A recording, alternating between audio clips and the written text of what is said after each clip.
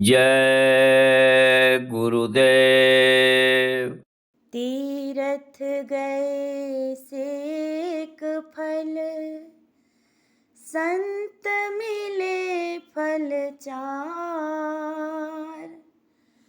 सतगुरु मिले अनंत फल, कहे कबीर विचार। सतगुरु मिले अनंत फल, कहे कबीर विचार।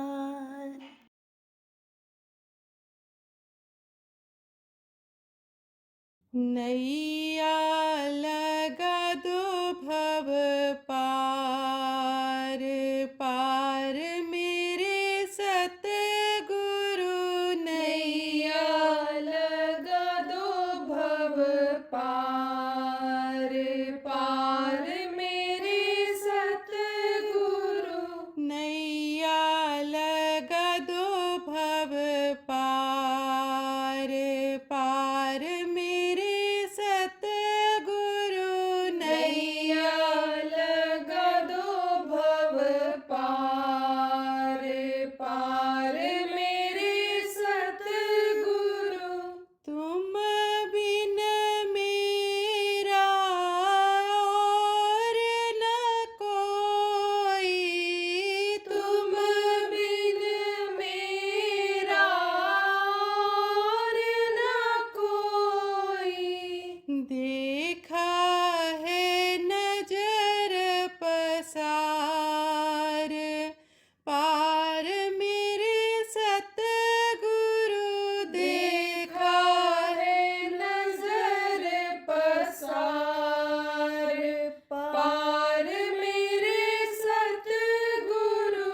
भव सागर में डूब रही हूँ, भव सागर में डूब रही हूँ। तुम ही हो मेरे पतवार, पार मेरे सतगुरु। तुम ही हो मेरे पतवार,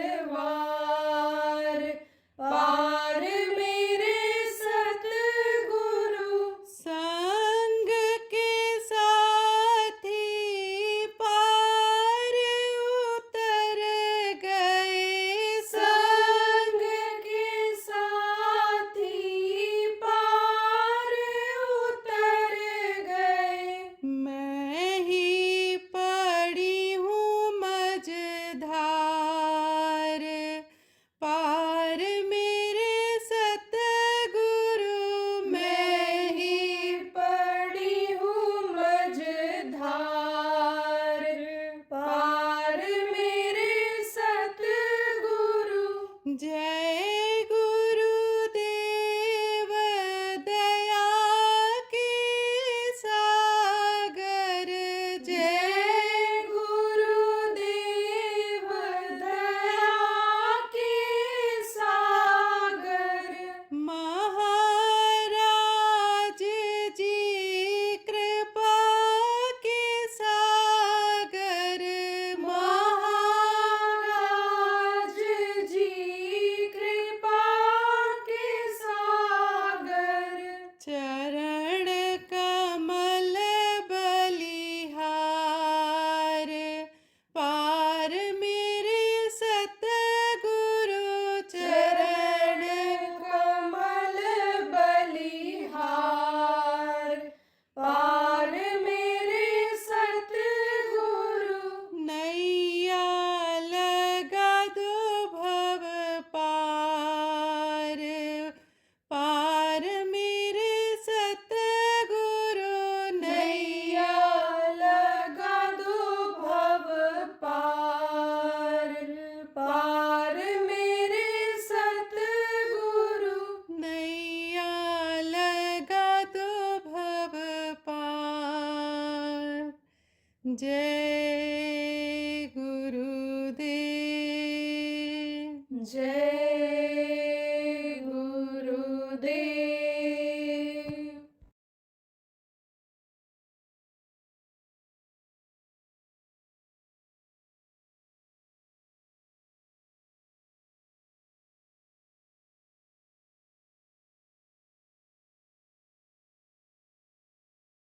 प्रेमियों, आपके ऊपर दया हुई। आपके संस्कार हैं जो आपको खींच करके ले आए। संस्कार किसको कहते हैं? देखो प्रेमी, बच्चों और बच्चियों, संस्कार माता पिता डालते हैं, संस्कार जो परिवार के लोग हैं वो डालते हैं, अड़ोस पड़ोस में हित मित्र रिश्तेदार जो होते हैं वो संस्कार डालते हैं। संस्कार कौन डालते हैं? जो पढ़ाते हैं मास्टर जी लोग जिनको कहते हो वो डालते हैं। संस्कार गुरु डालते हैं।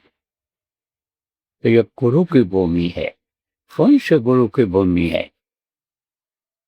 ये दादा गुरु जी महाराज की भूमि है। दादा गुरु जी महाराज कौन थे? ये जिनकी तस्वीर लगी हुई है ये हमारे गुरु महाराज थे। इनके गुरु जो थे वो रहते थे यहीं। इगलास ज्यादा दूर नहीं है, इगलास से थोड़ा सा आगे उनका गांव था। ये अपने गुरु महाराज भी बहुत समय तक उनके पास रहे और उन्होंने जो दौलत दिया उससे उन्होंने बहुत लोगों को फायदा दिलाया। किसने? गुरु महाराज ने। ऐसा उन्होंने प्रकाशमान सूरज जैसा बना दिया कि जैसे एक सूरज बहुत से लोगों को रोशनी देता है। लेकिन जब गुरु महाराज दादा गुरु जी महाराज के पास पहुंचे और उनके सत्संग को सुना और सत्संग में जब ये समझ में आया कि गुरु ही सब कुछ होते हैं, गुरु पूजा में सबकी पूजा और गुरु समान कोई देव न दूजा, गुरु ही सब कुछ होते हैं। और गुरु भक्ति अगर कर ली जाए, गुरु भक्ति अगर आ जाए तो उसी से सब काम बन जाए। लेकिन बिन सत्संग न पावन प्राण, यानी आप समझो गुरु भक्त कैसे बनता है? जब सत्संग मिलता है। सत्संग बहुत से लोगों ने, आप लोगों ने नामदानी रहते हुए भी और छोड़ दिया सत्संग। न तो स्थान पर आप कर पा रहे होगे और न ही आप बड़े सत्संगों में आ पाते होगे। सत्संग इस समय पर देखो प्रेमियों, बच्चों और बच्चियों, उसी तरह से लोगों के लिए जरूरी है कि जैसे एक दूध पीने वाले बच्चे को दूध पीने के लिए माँ की जरूरत पड़ती है, ऐसे इस समय पर सत्संग लोगों के लिए जरूरी है, गृहस्थ के लिए जरूरी है। तो आज के सत्संग में इस बात को समझो कि सत्संग बराबर सुनते रहना चाहिए। तो सत्संग जब सुनाया दादा गुरु जी महाराज ने तो गुरु महाराज के ऊपर असर पड़ा। देखो प्रेम, ये भूल और भ्रम का देश है। भूल और भ्रम किसको कहते हैं? जहाँ आदमी बहुत जल्दी भूल जाता है। कल किया आज भूल गए, आज कर रहे हो कल भूल जाओ, कल करोगे परसों भूल जाओ। धीरे धीरे सब भूलता चला जाता है और उम्र जब बढ़ती है तो और ये भूल वाली समस्या आ जाती है। भ्रम किसको कहते हैं? आप समझो कि जैसे आपके पास सोना हो और कोई कह दे भाई यह हमको असला नहीं लग रहा है, यह नकीला है, तो भ्रम पैदा हो गए। अब उसको बार बार देखोगे, जौहरी को भी दिखाओगे, दुकानदार को भी दिखाओ, मिल तो गया हीरा लेकिन किसी ने कह दिया नकली है, तो बस भ्रम में भागे। महात्मा तो आते हैं, संत आते हैं धरती पर और वो नाम लुटा करके चले जाते हैं। जैसे दादा गुरु ने लुटाया, जैसे हमारे गुरु महाराज ने धना नाम की दौलत लुटाया, कि बहुत से लोग जो नाम को पकड़ लिया माला माल हो गए। ऐसी दौलत उनको मिल गई कि जो बाहर भी काम आने वाली है, जब तक जिए तब तक काम आई, और मरने के बाद भी वो दौलत लोगों के काम आई। वो गुरु महाराज ने लुटाया अमर लोक का हीरा मोती, और मैं बिखराऊं गली गली, लूट सके सो लूट ले बंदे, शोर मचाऊं गली गली। तो लुटाया, लेकिन बहुत से लोग भ्रम में पड़ गए। किसी ने कह दिया अरे अब तो 5 नाम से नहीं 1 नाम से उद्धार हो जाएगा, और गुरु महाराज दे करके गए थे। तरह तरह की बातें लोग करने लग गए, तरह तरह से लोग भ्रम पैदा करने लग गए। तो भूल और भ्रम के देश में भूल और भ्रम में पड़ जाता। आपको मैं बता रहा था कि दादा गुरु महाराज पे भी संस्कार थे, और संस्कार ही हमारे गुरु महाराज को भी खींच करके ले आए। और गुरु महाराज जब दादा गुरु जी के पास पहुंचे तो उनको अंतर में गुरु का दर्शन हुआ, जो आपको नहीं हो पाता है। नामदान तो ले लिए, लेकिन अंतर में गुरु की पहचान जब हो जाएगी तब आप बराबर सत्संग भी सुनोगे, ध्यान भजन भी करोगे। अंतर में होती गुरु की पहचान है। नहीं तो गुरु होते हैं, आते हैं, अपना काम करके चले जाते हैं, जीवों को जगा के चले जाते हैं कि जीवात्मा तुम्हारी ये परमात्मा की अंश है, ये मनुष्य शरीर तुमको इसको जगाने के लिए, निज घर पहुंचाने के लिए मिला है, इसलिए कुछ समय निकालो। तो अपना काम करके तो चले जाते हैं, लेकिन लोग उनको हड्डी और मांस के शरीर में ही मान लेते हैं, तो पहचान नहीं हो पाती। इसीलिए गोस्वामी जी ने कहा जो कोई कहा संत हंकीन, स्वामी हाथ कान धर लीन।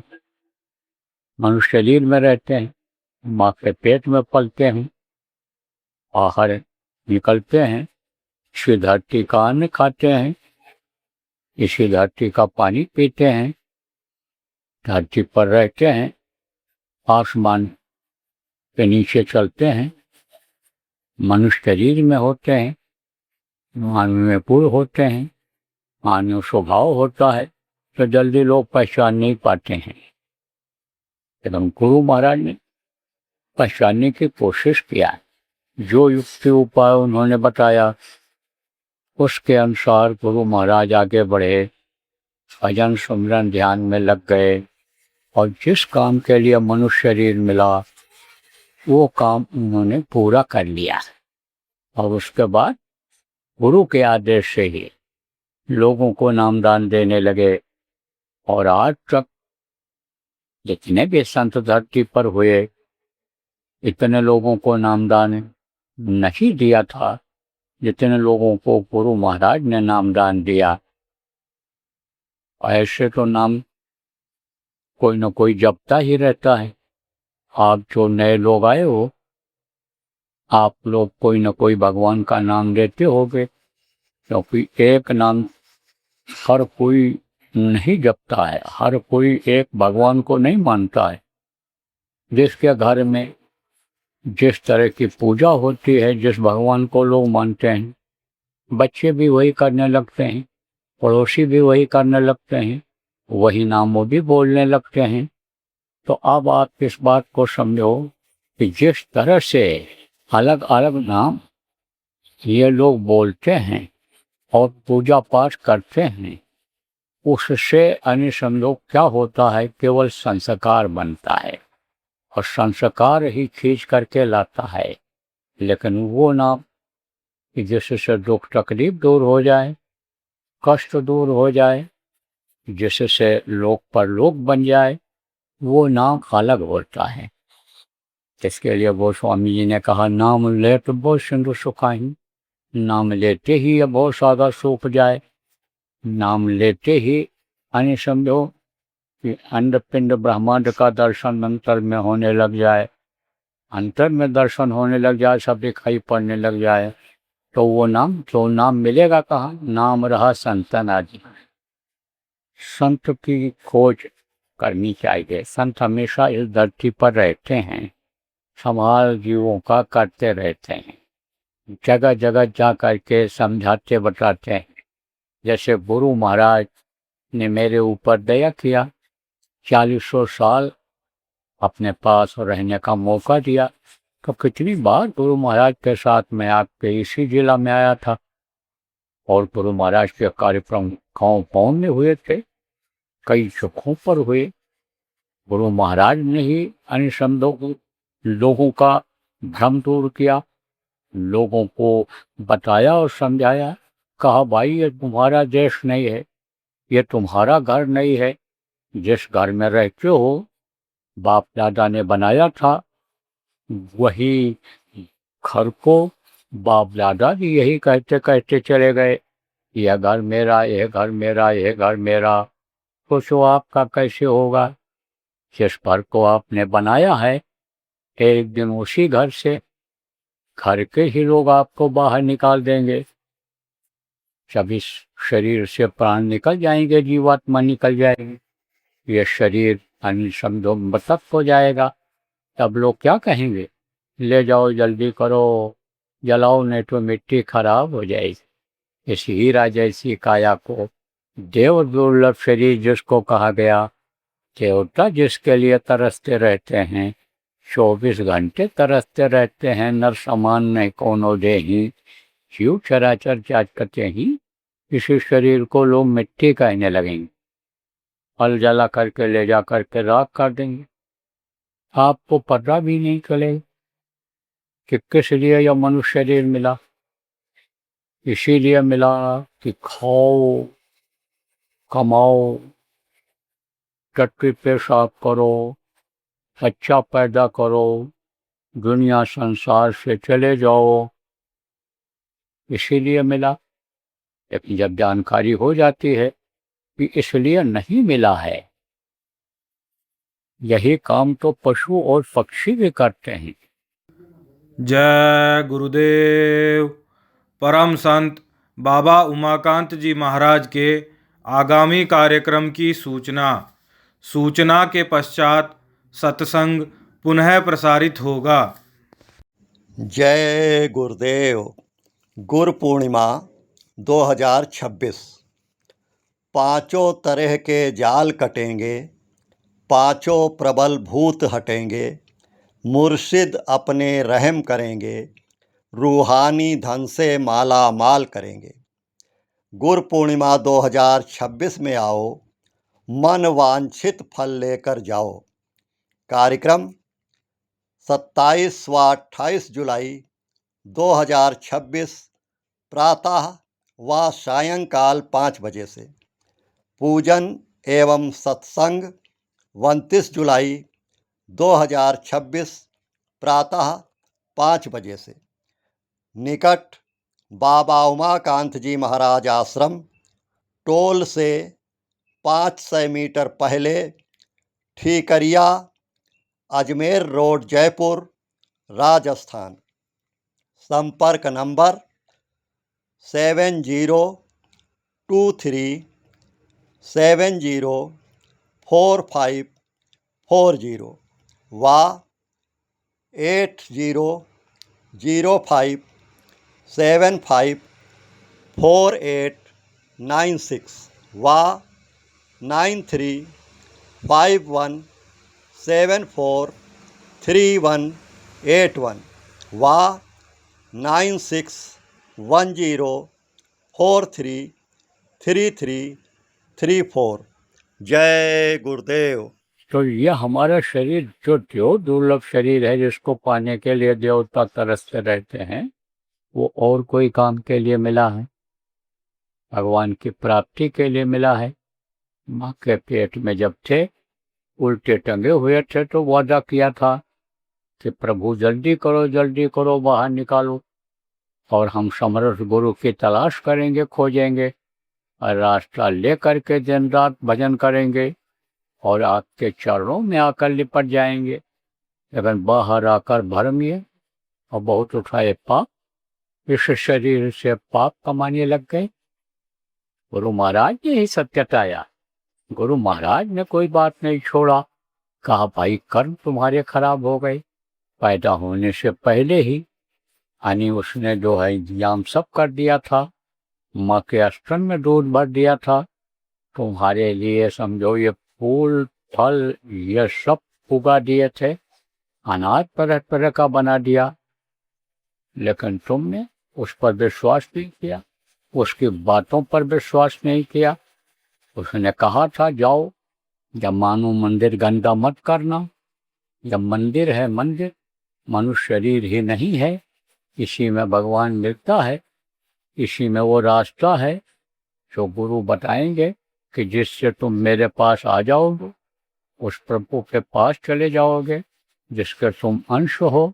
तो तुम जाओ, तुम्हारा हाथ पैर आँख कान सब ठीक से हम बना दे रहे हैं, लेकिन इससे अब पाप मत करना, इस मानव मंदिर को गंदा मत करना।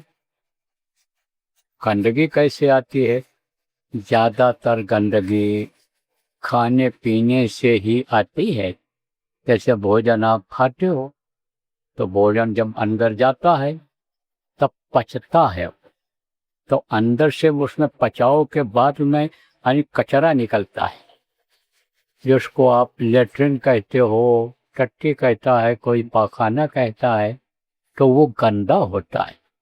कोई कितना भी सुगंधित खुशबूदार चीज खा ले शाम को, लेकिन सुबह जाएगा जब निकालने के लिए लेट्रिन के लिए, तो खुशबूदार निकलेगा कि बदबूदार निकलेगा?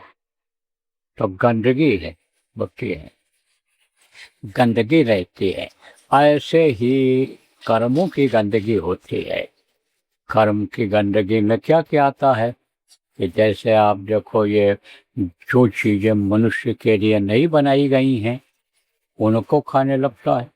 पशुओं का आप भोजन खाने लगता है, जानवरों का भोजन जिसको कहा गया वो खाने लग जाता है। जैसे आपका मुर्गा मांस है, पशु पक्षी का, ये एक दूसरे के आहार के लिए बनाया गया है। देखो प्रकृति ने बनाया, क्या बनाया? मछली बनाया, किस काम के लिए बनाया?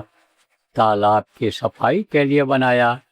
कोई भी गंदी चीज आप तालाब में डाल दो, खखाड़ के थूक दो, कोई मुर्गा मांस आप डाल दो, तो अन्य समझो मछली उसको खा जाएगी। लेकिन जब मर जाती है, पानी के ऊपर तैरती है, तो गीध और कौवा उसको खाते हैं। अब आदमी उन मछलियों को ही खाने लग गया, अंडा खाने लग गया।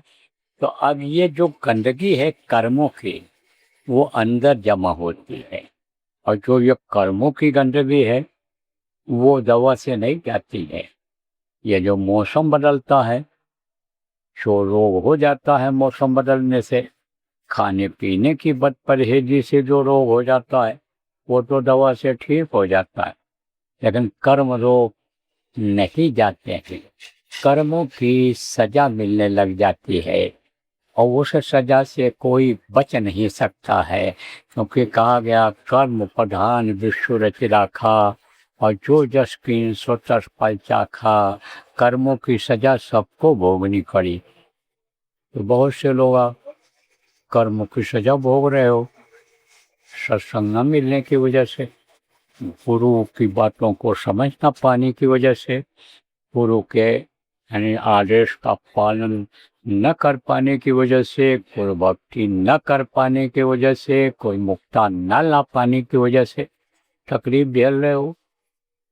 इसी में बहुत लोग बैठे हो, बहुत लोग हैं कि जिनकी तबीयत खराब रहती ही रहती है। अगर कोई स्वस्थ भी बैठे हो तो परिवार में कोई ना कोई बीमार रहता है। बीमारी घर को छोड़ ही नहीं रही है। रुपया पैसा कमाते हैं, लेकिन दवा में बहुत खर्च हो जाता है, कर्जदार भी लोग हो जाते हैं। तो अब आप इस बात को समझो कि किसी के पैर में चोट लग गई हो, मोच आ गया हो और सेकाई करके उसको ठीक करना हो, और तुम बजाय पैर की सेकाई करने के कोई सिर की सेकाई करे तो वो कैसे ठीक होगा? नहीं ठीक हो सकता है। तो कर्मों की सजा भुगत रहे। लड़ाई झगड़ा कुछ कुछ ये क्या है? ये कर्मों का ही चक्कर है। ऐसा घर कोई बाकी नहीं है कि घर में लड़ाई झगड़ा कुछ कुछ न हो जाता हो।